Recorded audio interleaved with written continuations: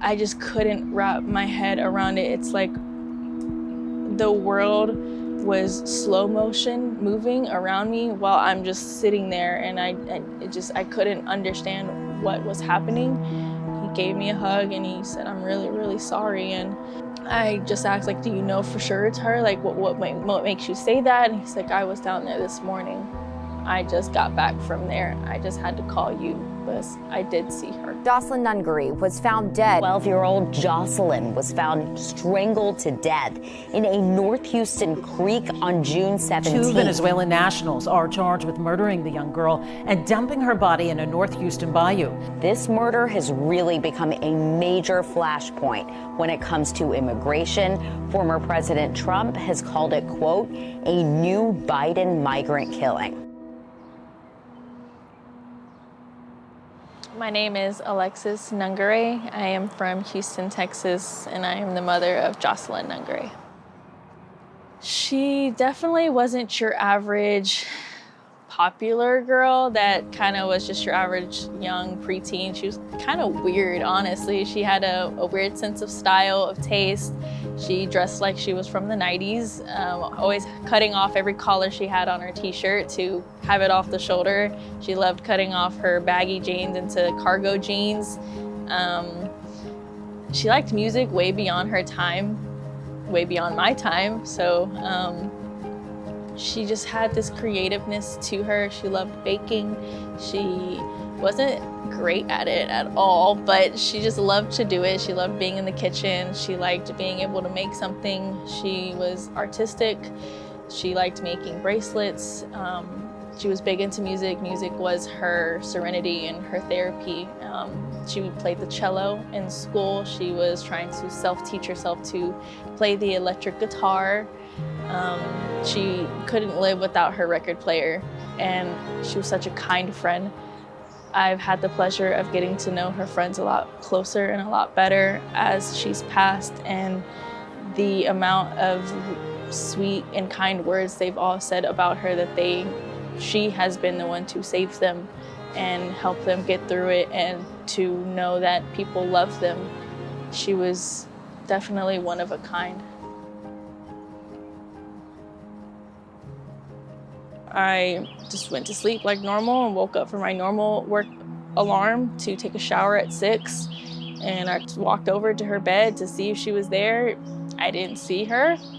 So I proceeded to walk to the living room to see if she sometimes fell asleep on the couch. She wasn't there either. And I was like, did she pull an all-nighter and she's on the patio? So I look out on the patio. She's not there either. I started to now look in the most ridiculous of places I knew she wouldn't be in. The pantry, the cabinets, the oven. I'm like thinking in the most random places because it never dawned on me that she would actually sneak out and be brave enough to sneak out.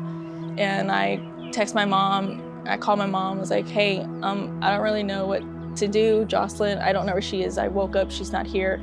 I don't know where she's at. And she was like, well, did you check her location? I was like, oh my God, why didn't I do that? So I was like, no, I didn't, let me look. And I looked, and she was about 2 minutes, the ping of her phone was pulling up about 2 minutes away from our apartment. So I knew where that was, which was the skate park. And I'm driving up to it, getting close to the bridge, and I already see cop cars there. I already see yellow tape there.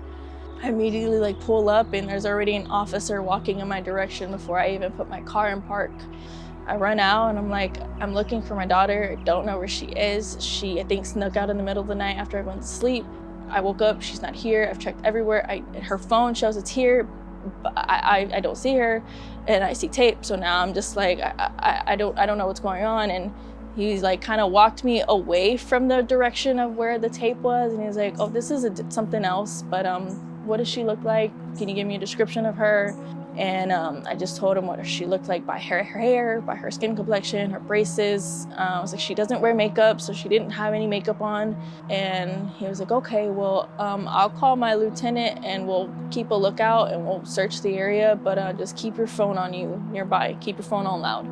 I finally get a call from a number I'm not familiar with, and it's a sergeant lieutenant calling me from downtown, asking me to come downtown to talk about my daughter's whereabouts. The drive, I remember my heart was just continuously pounding, and I didn't really know what to think. And we finally get there, they get me out, they get me inside, we go up the elevator, and we go all the way up. And as soon as the elevator doors opened, I see the glass doors, and the glass doors say the homicide division. And I'm still trying to have the benefit of the doubt, like, did she kill somebody? Like, what happened? Like, I'm trying to think anything else because I couldn't wrap my head around the fact that it could possibly be her that I'm here for. And I tried to brace myself. They took me back to a room, and we talked for a good 35 minutes until he was like, do you have a picture of her by chance? I'm like, yeah, we just came back from a family vacation. Like, this is from our trip. And I will never forget the look on his face when I turned my phone and he saw her face, and his whole demeanor changed. His eyes got watery, and he gulped. And he was like, I really don't know how to tell you this, but we found a girl over there by where her phone was located. She matches her description, and we believe that it's Jocelyn.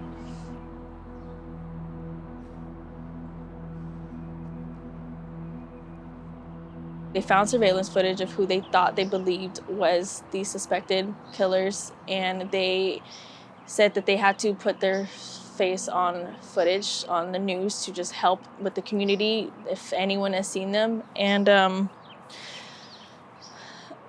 that was Tuesday, where their face was put onto the news channels, the local news stations, and Wednesday is when they were caught. We were able to find video and trace the movements of our suspects and of Jocelyn, and all the way to the point of where she was murdered and left in a bayou in the water. She left marks on them. She bit them. She left scratches. She had broken nails. She had their DNA under her nails.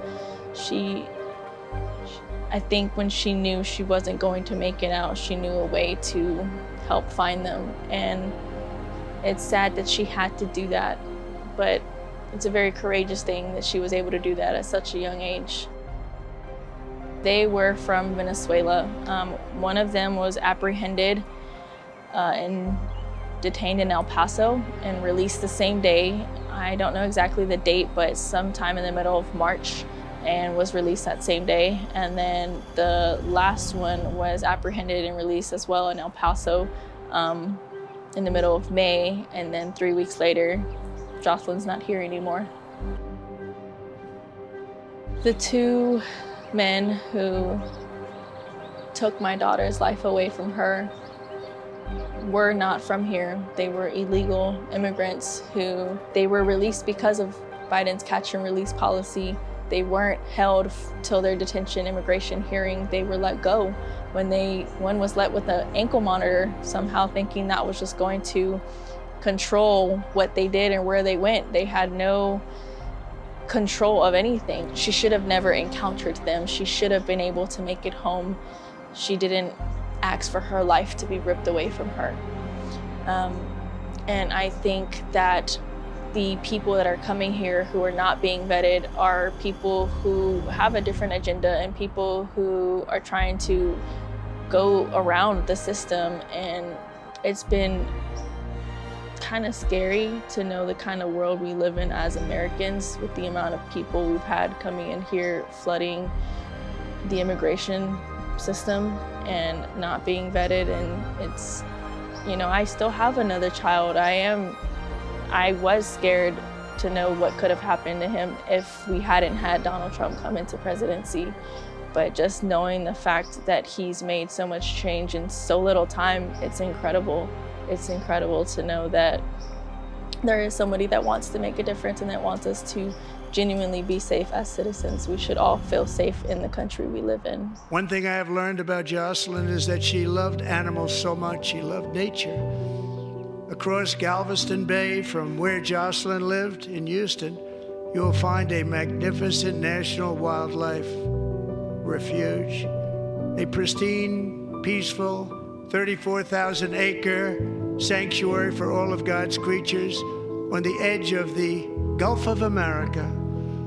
Alexis, moments ago, I formally renamed that refuge in loving memory of your beautiful daughter, Jocelyn. So, Mr. Vice President, if you would, may I have the order?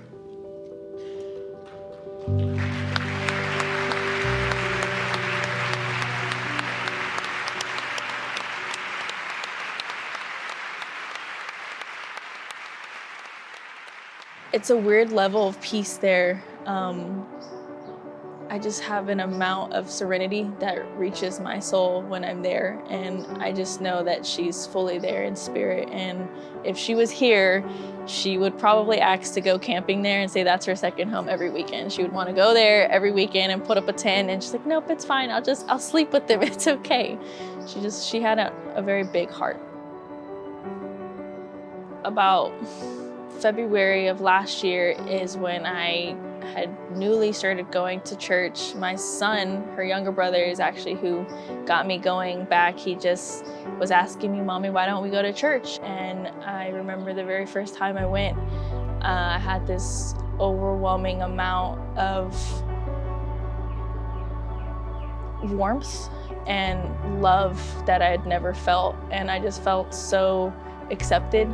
And I just felt this spiritual, huge hug just surround me. And it was very incredible, and it was something that I never knew I needed. And so I started my faith February of 2024, and I don't know why I got so close to him so soon, but I guess he knew I needed him before I did. And a few months later, I lose Jocelyn, and I think that was God preparing me for one of the biggest testimonies I was going to have.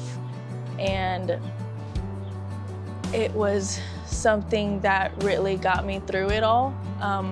Of course, a little after, I was kind of mad and upset as to, I'm just now following you and you're gonna take away my child.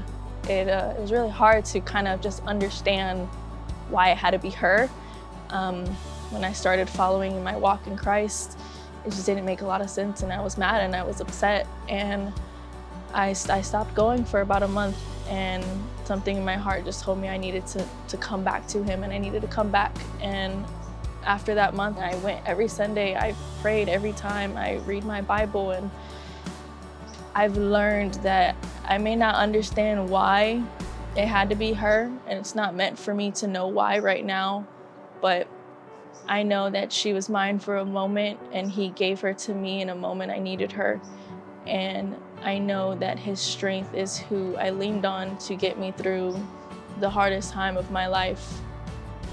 And I think it's incredible to know the walk of faith that you can have can really get you through anything, because a lot of the times I don't know how I get through my days. But I just know in the comfort that she's with him, and that he's always with me when I need him, and he's always in my heart, and she's always in my heart. And I know I'll see her again one day. As much as I wish I could bring her back or even take her place, I am trying to do everything I can to make a difference. And if I can save just one other little girl and their family, that would be a win for me.